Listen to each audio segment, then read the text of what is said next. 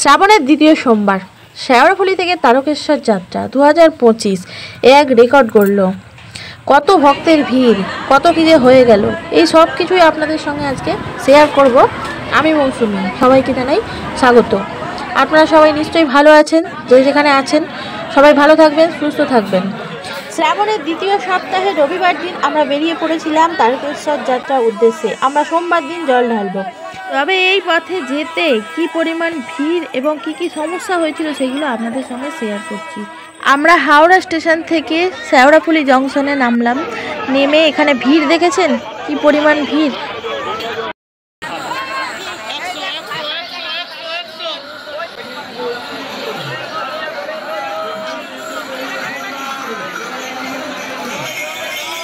Rail gate বন্ধ আছে, যার জন্য ওভারব্রিজে এত ভিড়, কি অবস্থা দেখুন। এই যে এখন আবার রেলগেটটা খুলে দেওয়া হয়েছে, তাই যারা আর কি ওই রাস্তা দিয়ে যাচ্ছিলেন ক্রসিং পেরিয়ে, তারা আর কি এই যে এখন আসছেন। দেখতে পাচ্ছেন কত ভিড় হয়েছে।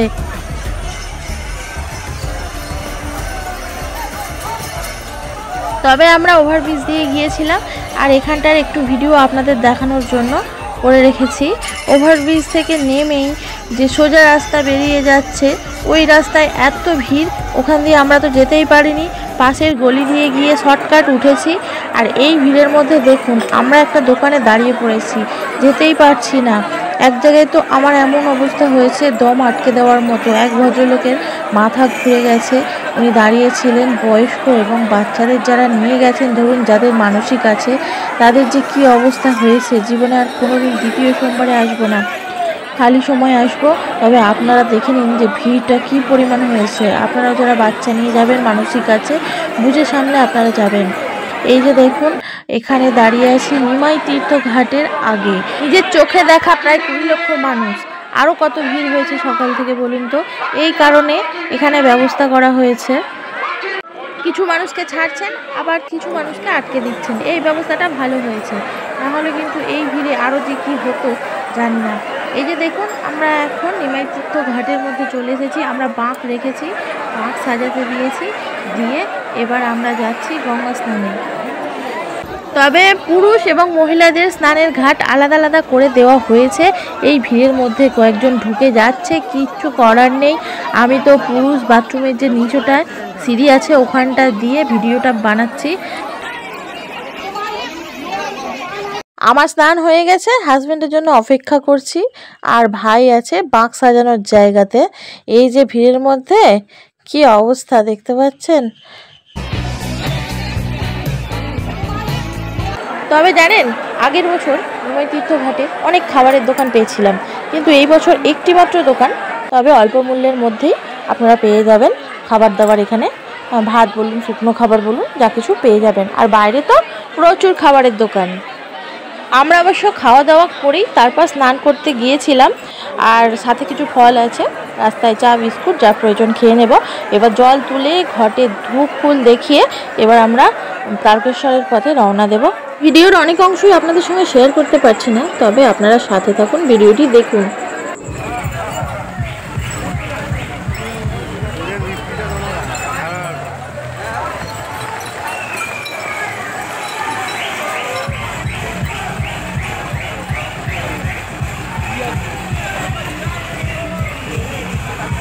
মা ডাকাতকালী মন্দিরে আসার আগে ভীষণ বৃষ্টি, মানে বৃষ্টি তো যখন থেকেই বাঁক কাঁধে তুলেছি তখন থেকেই।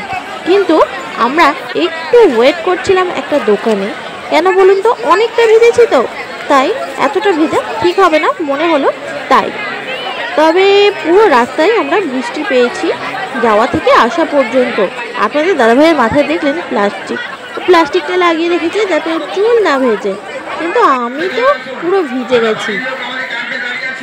আর এই যে ডাকাতকালী মায়ের মন্দির, এটা সিঙ্গুরে। তো এরপর আমরা যাব কাশী বিশ্বনাথ, মানে মালিয়াপাড়। তো আমরা সেইভাবে হয়তো ভিডিওটা করতে পারিনি। দেখুন এখানে এই যে ভাঁড়গুলো ফেলেছে না প্লাস্টিকের, এত পায়ে লাগছে কি বলবো। আর এনারা কতই বা পরিষ্কার করবেন বলুন তো, কত যে ভাঁড় জমা হচ্ছে। বৃষ্টিটা আমাদের কাছে অমৃত বৃষ্টি মনে হচ্ছে, কিন্তু কি জানেন, পায়ের তলাটা না বড্ড নরম হয়ে যাচ্ছে। বাঁকটা একটু দিয়েছি ওনাকে, আর আমরা জখম হয়ে গেছি হচ্ছে শেওড়াফুলি স্টেশন থেকে নিমাইতীর্থ ঘাট পর্যন্ত। নিজের চোখে দেখা 20 লক্ষ ভক্ত। উফ, কি যে অবস্থা, আপনাদের কি বলবো। আমরা রয়েছি এখন কামারকুণ্ডু ব্রিজের উপর থেকে স্টেশনটা এত সুন্দর দেখতে লাগছে। আর একদম দূর থেকে ব্রিজের উপরে ওঠার আগে থেকে ব্রিজের উপরটা দারুণ দেখতে লাগছে কিন্তু। আর জানেন, ওই যে গঙ্গা স্নান করে বাঁককাদি তুলেছি, পুরো ডাকাতকালী পর্যন্ত নিয়ে এসেছি। তারপর এই যে কামারকুণ্ডু ব্রিজ পর্যন্তও নিয়ে চলে এলাম। এবার আর পা চলছে না, ভীষণ কষ্ট হচ্ছে। এবার আপনাদের দাদাভাইকে বলছি, তুমি বাঁকটা এবার ধরো। তো আমার পায়ের গতিবেগ কমে গেছে। প্রথমে যদি একটু দৌড়ে তাড়াতাড়ি যাওয়া হয়, শেষের দিকে কিন্তু একটু অসুবিধা হয়। আর জানেনই তো, আমার শরীর খারাপ নিয়েই তো আমি গেছি, জেনে শুনে গেছি। আর এখানে কেন এরকম লাগছে জানেন, ফোনের কভার দেওয়া ছিল, কারণ বৃষ্টি হচ্ছে তো সারা রাত।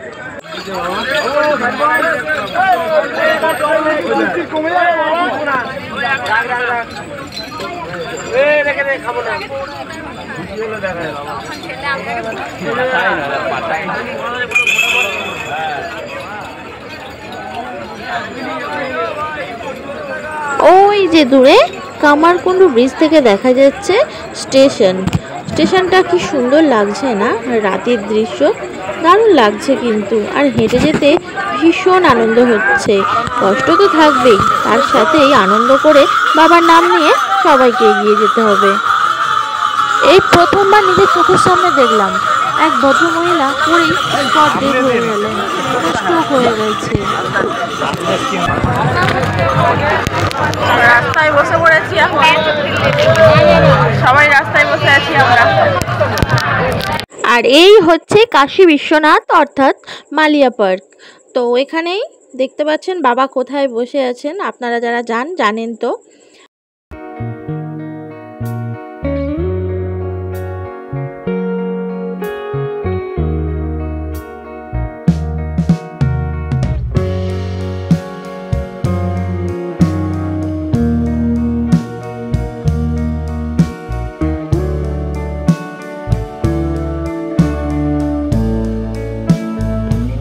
এখন কিন্তু সকাল 7টা বেজে গেছে, আমরা লোকনাথ পৌঁছাবো কিছুক্ষণের মধ্যেই, যদিও এত আস্তে হাঁটছি তো। আর এই সকালবেলায় ঠিক আমি লোকনাথ মন্দিরের কাছে পৌঁছাবো, আর ভীষণ শরীরটা খারাপ লাগছিল।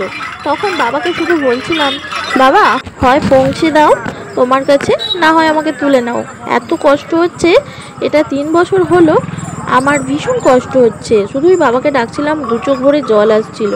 কিন্তু এই ছোট্ট ছোট্ট পায়ে চলতে চলতে ঠিকই পৌঁছে গেছি। একটা সুস্থ মানুষ যাওয়া আর অসুস্থ মানুষ এতটা পথ হেঁটে যাওয়া, বুঝতেই পারছেন। তার উপরে চোখের সামনে দেখছি যে কত মানুষ অসুস্থ হয়ে যাচ্ছে।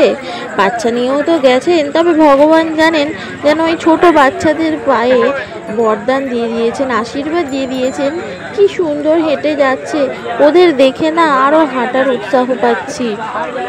তো এই যে এখন দুজনে মিলে হাঁটছি, আর দেখতেই পাচ্ছেন বাঘটা রয়েছে ওনার কাছে, কারণ বাঘটা নিয়ে আমি আর হাঁটতে পারছিলাম না।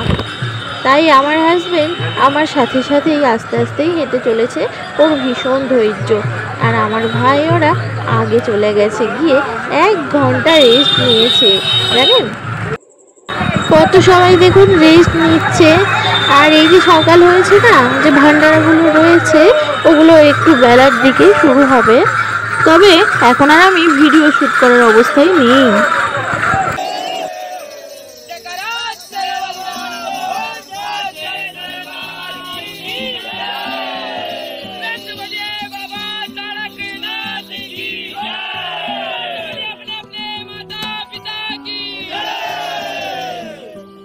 দুঃখিত লোকনাথ মন্দিরের ভিডিও দিতে পারিনি।